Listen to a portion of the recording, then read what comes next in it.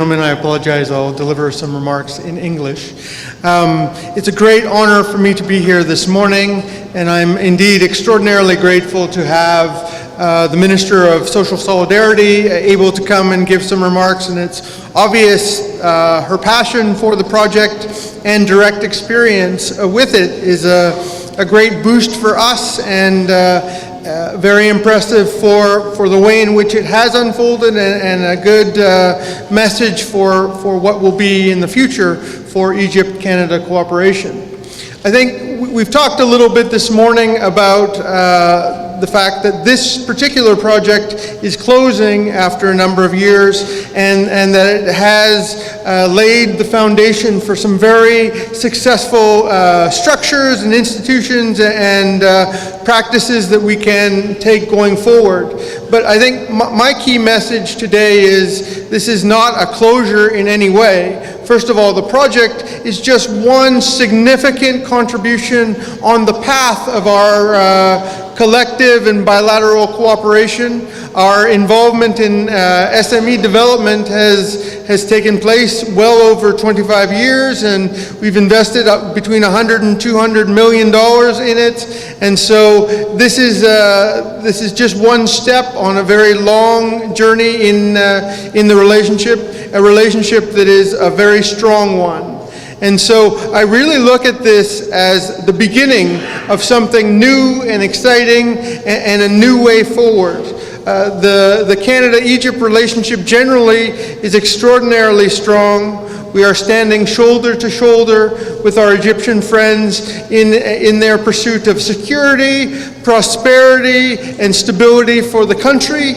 And indeed, the most significant element of this is to make a difference in Egyptians' lives on the ground, doing something that really matters, not just talking points or declarations of support, but really working together to make a difference in this world. And I think that's what the value of this project is, that it has really done something for people as we've gone forward, and we hope to continue that journey and learn from that legacy that we've had. And the bilateral relationship is at such a stage that we're very optimistic that together we will confront the challenges faced in this country, and together we can do some great things. And I have the great luxury today to sort of look back and talk about the 25 years of legacy and our long history of support in Egypt, but also to give some insight into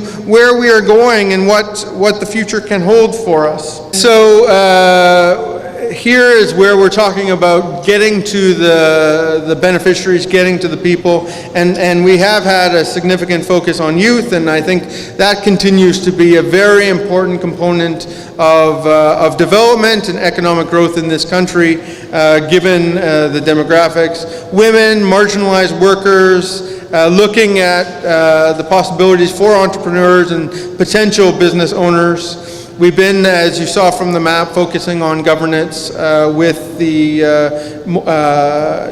disadvantaged villages, the poorest villages, trying to work there. And I've had some experience in this, and with some microfinancing, with a little bit of guidance. Small villages, particularly in the agricultural sector, can have a huge impact, not only to the village but the community, and it really can serve to support the local economy and the well-being of the people there.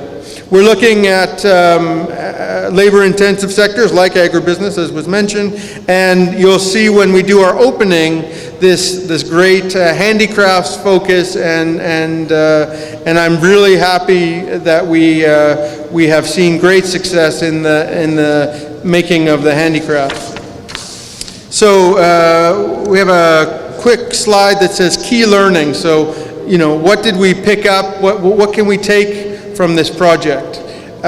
We've worked at the national levels and subnational levels. I think it's a truism to say you need to work at every level, not only the national and the ministries working with the governance, but at every stage, even going below that, on the ground is where you have to work with your interlocutors and have a mutual understanding of what we're trying to achieve, and then implement it in a way that everyone is comfortable. And if you get that buy-in, particularly early, then the project, the chances of great success are magnified.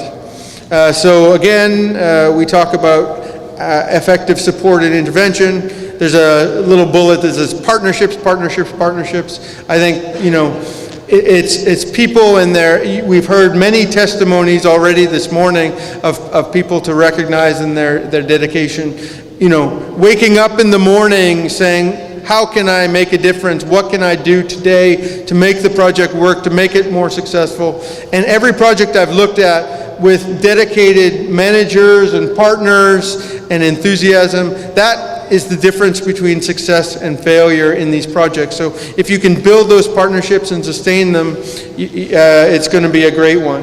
We also, you know, it's not just enthusiasm. Obviously, there has to be some structure, and we have what is called a results-based management framework. So we look at how the project is carried out, the audit and verification and monitoring functions, and all the very important aspects of the fiduciary responsibilities under the project.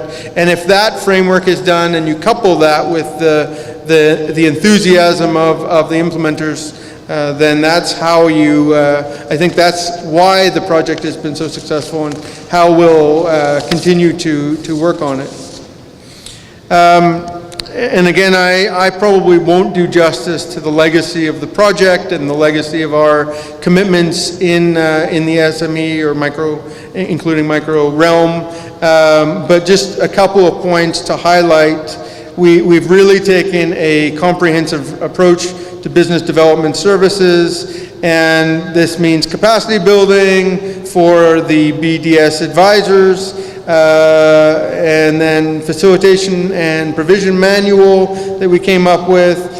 We have facilitation, market assessments, development service operations, continual improvement. So we're trying to characterize and capture the strategy and the approach so that this can be used in many different contexts. And you see from the slides that we looked at, we had clusters, industrial zones, entrepreneurship, women in business, protecting youth at work, environmental services. So really cutting across a vast number of sectors and areas for how we can make sustainable growth work.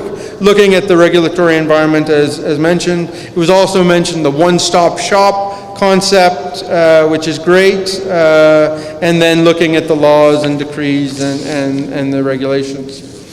So all in all, a pretty great project in line with our long commitment in this area, and this will continue. So I'd like to just take a minute to talk about what we're doing. First, this is a little advertisement that the Canadian Development Agency, so-called, joined a super department in Canada called DFAT-D, a wonderful new acronym. But it basically means that we've taken the foreign affairs, the trade, the international trade function, and the development, and put it in one big group, so that when we are working in a country, we can look at what are our foreign policy goals, what are our trade goals, and what are our development goals, so they're much more mutually reinforcing and make a difference. And you know, in the context of Egypt, this just has had a profound impact, because I think it's obvious to say that Egypt is a fundamental player in the region, a strong country, one that is a huge partner of Canada, one where we stand shoulder to shoulder with the government. And so we wanted to make sure our development and our other programming supports those overall perspectives and the overall relationship. So this amalgamation, this joining, has had a significant and material impact in how we go forward in the future. So I'm very happy to see it. And if you're ever wondering about our logo, just use the Canadian flag and everybody will be good. So in 2015, earlier this month, we had a meeting, a visit of the Canadian Foreign Minister, and he took the opportunity to announce $50 million in new programming in development, and then another $10 million in security-related cooperation with Egypt. So instead of talking about closing projects or slowing down, we are speeding up, we are increasing, and we are staying the course in terms of what the priorities are, and we have a significant focus on sustainable economic growth, and that's key for us. I think it's a mistake in development or any kind of programming that if you are trying to build foundational support for the economy, for the people, you can't do it in 1 year. There are certainly short-term gains and goals, but then you also have to pay attention to the medium and long-term picture. And that's what we continue to do and we're trying to do. So mention was made of the ILO and the great project that they've been running. We extended that for another $5 million in a couple of years. There's a huge project for women's economic empowerment, $15 million, and there will be a call for proposals on that project very soon.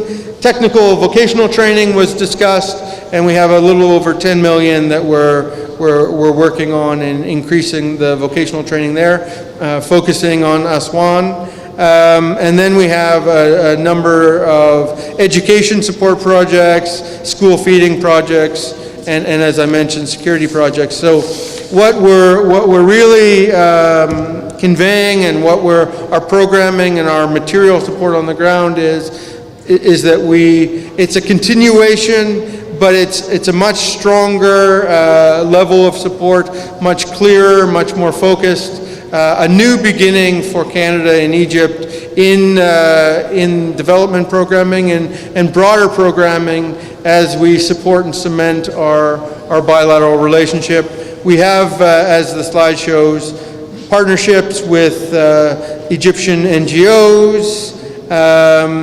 We are working closely with the various ministers at the national level, SFD, and I think our experience that was gained from this particular project will pay dividends for our future. And in the bullets, we just wanted to talk about what are we leaving behind in this project. We have the NGO support through EEDP. We have the Sustainability Fund, this whole One Village, One Product program, and then we're going to use the new programming to be sort of a springboard based on the lessons learned. So everything that you have invested into this project will continue, not only as we move in other areas, but we will direct and use the lessons learned to deploy in the future as we support Egypt and fight for and work for prosperity for all Egyptians. Thank you very much.